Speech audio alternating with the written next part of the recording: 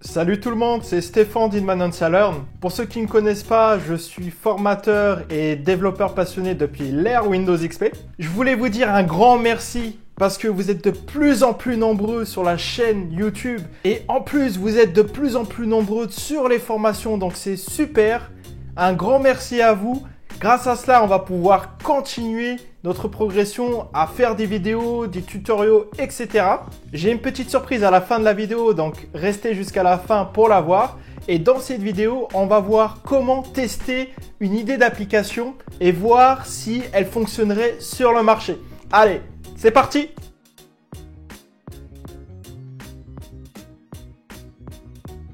Alors des idées, tout le monde en a. Le principal, c'est l'exécution. C'est qu'est-ce que vous faites après? Est-ce que vous la mettez en place? Est-ce que vous la mettez de côté, vous l'enterrez et vous passez à autre chose? Donc c'est l'exécution qui va compter. Mais comment on peut tester une idée d'application? Comment on peut savoir si déjà l'idée va fonctionner, si notre application va fonctionner avant même de l'avoir mise sur le marché? Alors j'ai deux solutions pour vous à vous proposer. La première, c'est de faire un pré-lancement. Le but d'un pré-lancement, c'est de mettre en place une page, un produit qui n'existe pas encore. Cela peut être un produit gratuit ou payant comme vous voulez. Mettre en place une page de produit et de dire aux gens, voilà, vous pouvez vous inscrire pour le pré-lancement. Et donc grâce à ça, vous aurez déjà un aperçu du nombre de personnes qui veulent télécharger votre application sans avoir tapé une seule ligne de code. Donc ça, c'est très pratique, mais c'est à prendre avec des pincettes. Pourquoi? Parce qu'il y a toujours un décalage entre ce que pensent les gens et la réalité. Il faut faire très attention avec cette pratique et bien détailler à quoi ressemblera votre application. Sinon, il peut y avoir une marge entre la réalité et ce que les gens en pensaient.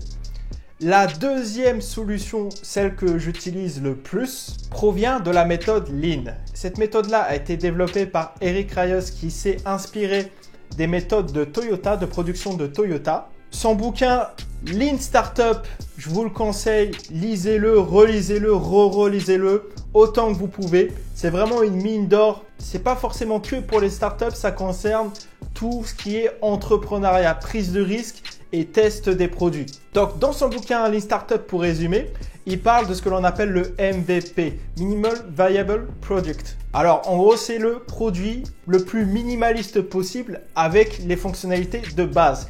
C'est ça la clé et c'est ce que j'utilise à chaque fois quand je crée une application. Donc avec cette méthode, on crée un produit vraiment basique avec les fonctions de base, celles que l'on ne peut pas supprimer, sinon l'application ne ressemble plus à rien. Par exemple, si je fais une application, une calculatrice, si j'enlève la fonction de calcul et tout, bon, il n'y a plus rien, ça ressemble plus à rien et ça ressemble plus à une application calculatrice. Voilà, vous avez une idée, vous voulez la tester, prenez 2 semaines, vous listez les fonctions importantes qui sont indispensables, mais attention, indispensables pour les clients, pas pour vous. Donc c'est ça la plus grosse problématique, c'est de vouloir en faire trop. Donc faites attention là-dessus, le minimum. Votre minimum n'est pas le minimum du client, de la personne qui sera satisfait. Donc, votre produit minimum, vous listez les fonctionnalités de base et après, hop, vous vous mettez au boulot. Voilà, vous produisez votre première version de l'application, vous la mettez sur le marché. Donc, en exposition, vous l'exposez soit en phase bêta, soit directement sur le grand public. Et c'est à partir de ce moment-là que vous aurez accès à vos premiers feedbacks.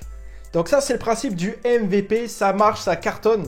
Vous pouvez essayer. C'est vraiment ce que je vous conseille. Par contre, l'un des grands défis de ces techniques-là, c'est d'accepter que votre application ne sera pas parfaite. C'est la première version de votre application, il y aura plein de choses à faire. Et heureusement, parce que ça vous laisse une marge de versionning, vous allez pouvoir apporter petit à petit et tester des fonctionnalités sur plusieurs versions. Maintenant, vous avez les clés pour tester votre application, votre idée d'application.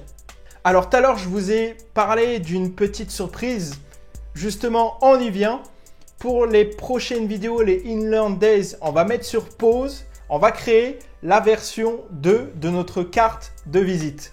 On va en faire une carte de visite classe et beaucoup plus avancée que la première version. On commence dans la prochaine vidéo à mettre les bases de notre deuxième version de carte de visite. Si vous n'avez pas encore fait la carte de visite, vous avez les liens dans la description. Il vous reste quelques jours pour vous mettre à la page. C'est tout pour aujourd'hui. Pour recevoir mes mails privés avec plein d'astuces comme celle-ci, il y a le lien dans la description. Abonnez-vous aussi à la chaîne YouTube si vous avez aimé cette vidéo. Et on se dit à très vite dans la prochaine vidéo.